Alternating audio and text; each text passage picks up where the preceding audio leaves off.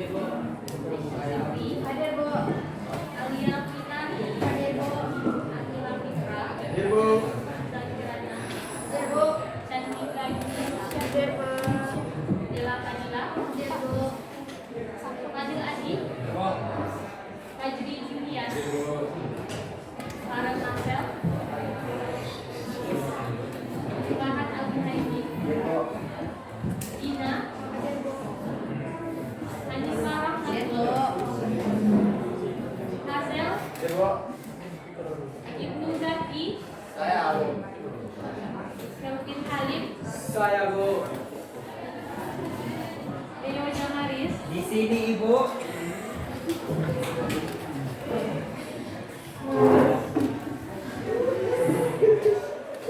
M. Fajar. Saya Bu. Hadir Bu. Muhammad Abdas. Hadir. Muhammad Zaki. Nenek.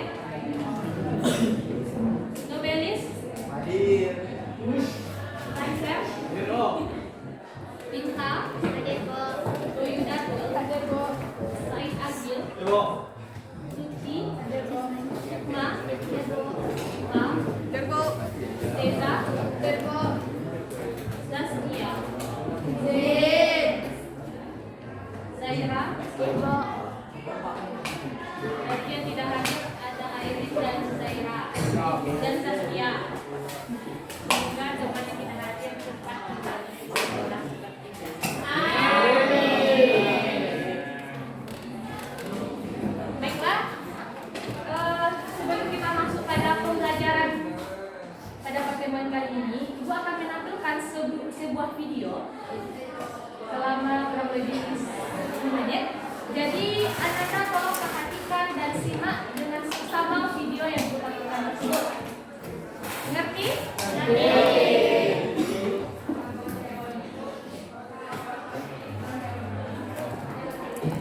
Bismillahirrahmanirrahim. Assalamualaikum warahmatullahi wabarakatuh. Hadirin bapak-bapak, ibu-ibu, akhir-akhir saudaranya, semoga sehat bahagia. Alhamdulillah, alhamdulillahirabbil alamin, wassalatu wassalamu ala rasulillah wa ala alihi wa ashabihi ajma'in. Amma ba'd. Yang terhormat Dewan Juri dan teman-teman rahimahullah. Pertama-tama, marilah kita panjatkan puji dan syukur kehadirat Allah Subhanahu wa Ta'ala yang telah melimpahkan begitu banyak nikmat kepada kita semua, baik nikmat iman, nikmat Islam, dan nikmat sehat walafiat. Salawat serta salam tak lupa kita curahkan kepada junjungan kita baginda Nabi besar Muhammad Sallallahu Alaihi Wasallam serta keluarga dan para sahabatnya yang telah membawa umat manusia dari zaman jahiliyah ke zaman ilmiah, dari zaman buta aksara ke zaman yang penuh teknologi dan informatika, dari zamannya naik unta ke zamannya naik roda 4 dan roda 2. Ikhwafillah rahimahullah, ada pepatah mengatakan, tak kenal maka tak sayang. Oleh karena itu, perkenalkan, saya Mauli Salzahra dari SMA Negeri 113 Jakarta. Pada kesempatan kali ini, perkenalkanlah saya untuk membawakan sebuah pidato yang berjudul Ubah Insecure Jadi Bersyukur. Teman-teman pasti sudah sering kan mendengar kata insecure. Tapi pernahkah teman-teman merasa insecure? Merasa rendah dibandingkan orang lain, merasa kalah dan tersisih, dan merasa tidak memiliki kelebihan apapun, hingga akhirnya kita merasa tidak percaya diri terhadap diri kita sendiri. Tapi sebenarnya apa sih yang membuat kita merasa insecure? Rasa insecure timbul karena manusia selalu dihadapkan pada gaya hidup yang hedonis, di mana manusia selalu menggambarkan kebahagiaannya saat ia memiliki harta yang melimpah, saat ia memiliki paras yang rupawan,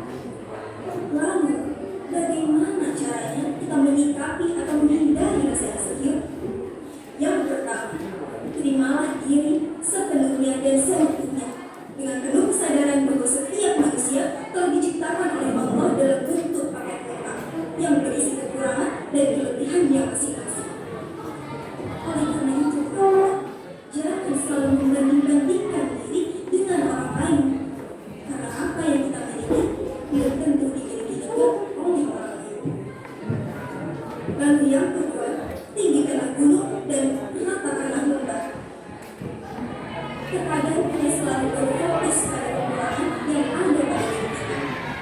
Padahal lebih baik kita menggunakan waktu yang kita punya untuk mengasah kemampuan kita untuk mengembangkan kelebihan yang kita punya. Lalu yang ketiga, lakukanlah afirmasi positif terhadap diri sendiri. Misalnya, kita selalu mengatakan, alhamdulillah, saya bersyukur atas diri saya, atas tubuh saya, dan atas semua yang telah Allah titipkan kepada saya. Saya percaya bahwa saya bisa menjadi manusia yang lebih baik. Teman-teman, terkadang kita tidak bisa selalu menekan diri kita untuk selalu berjuang, karena pastinya diri kita pun memerlukan asupan positif, memerlukan energi positif, terutama dari diri kita sendiri. Bismillahirrahmanirrahim. Ada satu lagi tips dari Nabi Sallallahu Alaihi Wasallam agar kita terhindar dari rasa insecure. Kalau melihat kalian, jangan melihat ke atas, tapi lihatlah ke bawah. Tidak akan ada habisnya bila kita selalu melihat dunia ke atas.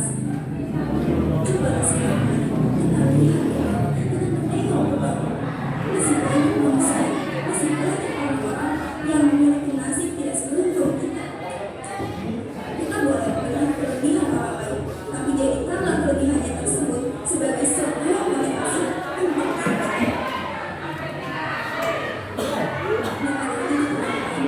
Perbanyaklah berzikir, perbanyaklah bersyukur, dan jauh hilang rasa insecure. Allah berfirman dalam surat Al-Qur'an ayat 4.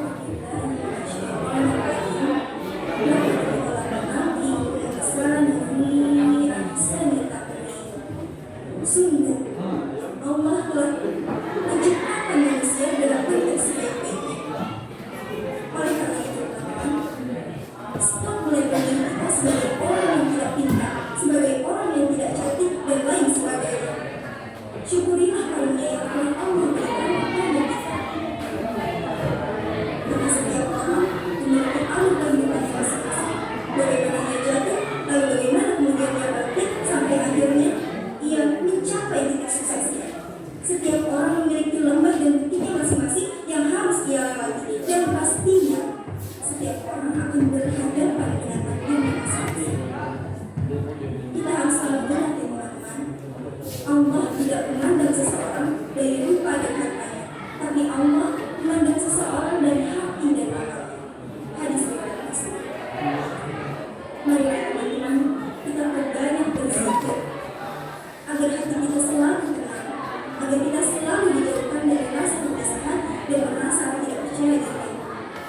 Yuk kita luangkan waktu sebentar untuk beristighfar.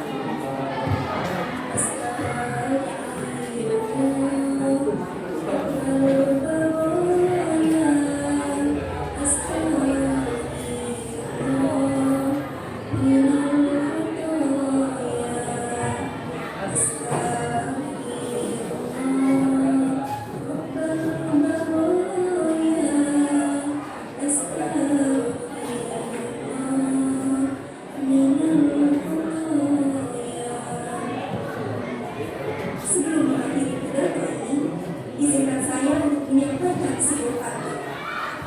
Dari Betawi enak rasanya, bisa dibeli asalkan berjalan.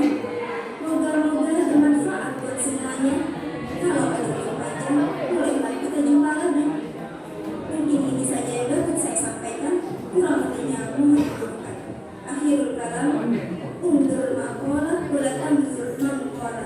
Wabillahi taufiq wal hidayah. Wassalamualaikum warahmatullahi wabarakatuh.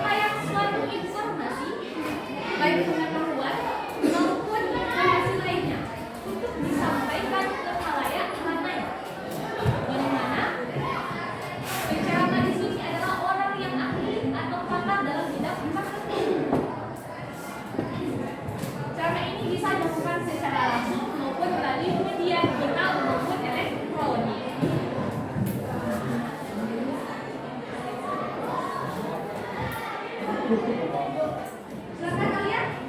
Lalu apa perbedaan ceramah, pidato, dan khotbah? Ada yang mau menjawab terlebih dahulu pertanyaan dari Alia? Saya mau. Silakan Aisyah. Kalau pidato tempatnya bisa di mana saja, Bu. Kalau ceramah dan khotbah bisa di masjid atau tempat ibadah lainnya. Benar yang disampaikan oleh Aisyah. Baik Anda, mari kita telah untuk satu terlebih dahulu. Apa perbedaan antara ceramah, pidato, dan khotbah? Pada dasarnya, pidato, ceramah, dan khotbah itu sama-sama public speaking, memberikan informasi di depan khalayak ramai.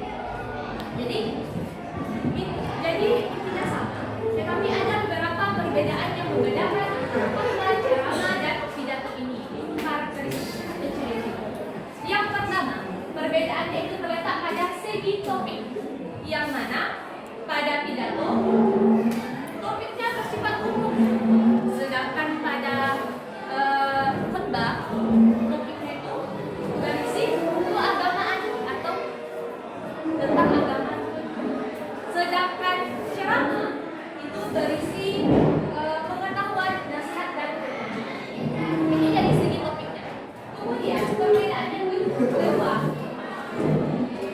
kedua yaitu terletak pada segi interaksi antar audiens, yang mana pada khotbah dan pidato tidak ada interaksi antar pembicara dan pendengar. Sedangkan pada ceramah ada interaksi antara pembicara dengan audiens atau pendengar. Mungkin Anda sering sekali mendengar atau melihat di televisi sebuah ceramah dari ustadz atau yang lainnya. Pasti ada sisi tanya jawab di akhir ceramah, baik itu sisi tanya jawab berkenaan dengan topik yang dibahas ataupun yang tidak dibahas. Intinya ada sisi tanya jawab di dalam ceramah tersebut. Perbedaan yang ketiga yaitu pidato ditujukan untuk semua kalangan. Tidak ada pembatas yang mendengar, tidak ada pembatas yang ingin mendengar pidato tersebut. Kalangan umum kalau pidato. Sedangkan khotbah itu hanya didengarkan oleh orang yang jika khotbah itu bertujuan untuk agama Islam, maka yang mendengarkan adalah orang yang punya agama Islam. Jika khotbah itu di agama Kristen, maka itu yang mendengarkannya adalah orang Kristen. Terbatas. Itu kalau khotbah. Sedangkan ceramah itu, kalau ceramah itu ada yang umum dan ada yang khususnya. Kemudian yang keempat, sama yang disampaikan oleh Aisyah tadi, bahwa ceramah itu, pidato tersebut tempatnya pada acara dan tempat tertentu. Khotbah dilakukan di dalam tempat ibadah agama tertentu, sedangkan ceramah biasanya dilakukan di tempat ibadah, di kampus atau di aula lainnya. Nah, itu perbedaan antara ceramah, pidato, dan khotbah. Di sini Anda telah mengerti perbedaannya? Mengerti. Ada 4 perbedaan yang harus kita ketahui antara khotbah, ceramah, dan pidato dari beberapa segi. Nah, ada yang tahu jenis ceramah itu terbagi berapa? Saya mau. Silakan mengamalkan. Ceramah itu dibedakan atas 2 macam. Yang pertama adalah ceramah umum dan yang kedua adalah ceramah khusus. Nah, yang pertama adalah ceramah umum. Ceramah umum ini ditujukan kepada khalayak umum atau masyarakat luas. Ceramah umum ini keseluruhannya bersifat umum. Artinya tidak ada batas-batasannya, baik dari segi audiens atau pendengar. Jadi pendengarnya bebas, baik muda, tua, laki-laki atau perempuan, agamanya apa, di mana tempat tinggalnya, semuanya bebas dan tidak ada batasan. Yang kedua adalah ceramah khusus. Ceramah khusus ini ditujukan kepada khalayak tertentu dan bersifat khusus, baik dari segi materinya atau pendengarnya. Salah satu contohnya saja peringatan 1 Muharram dalam agama Islam. Beri tepuk tangan teman-teman. Bagus sekali penjelasannya yang disampaikan oleh saudara berkenaan dengan ciri ceramah umum dan ceramah khusus.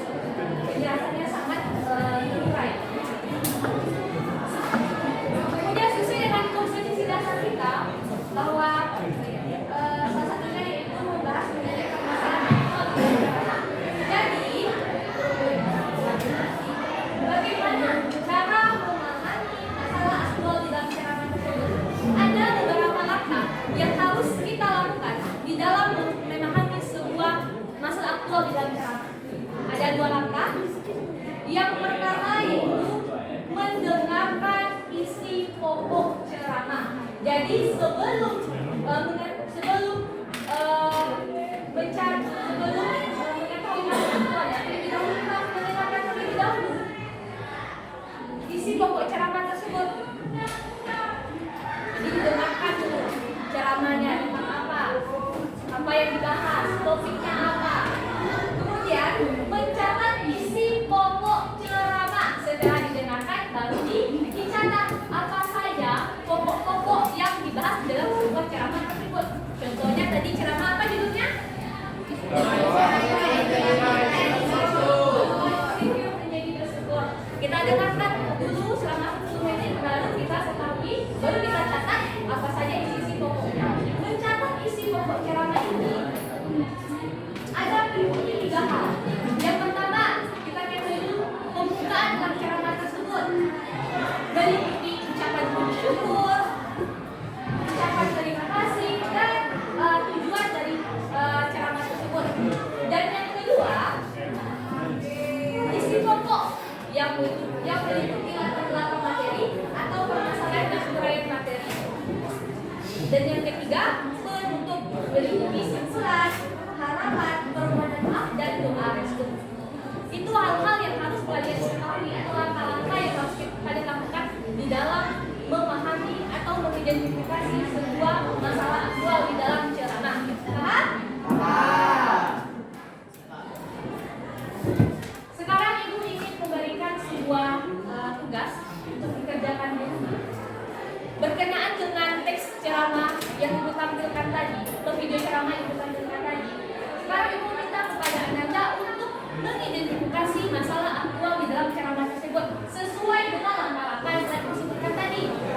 Ada 2 langkah. Yang pertama apa? Mendengarkan isi pokok ceramah. Yang kedua, Mencatat isi pokok ceramah. berarti kita ulang lagi untuk mendengarkannya, kemudian kata isi pokok ceramah tersebut. Ya. Kumpulkan pada pertemuan berikutnya. Oke, Bu. Oke, Bu.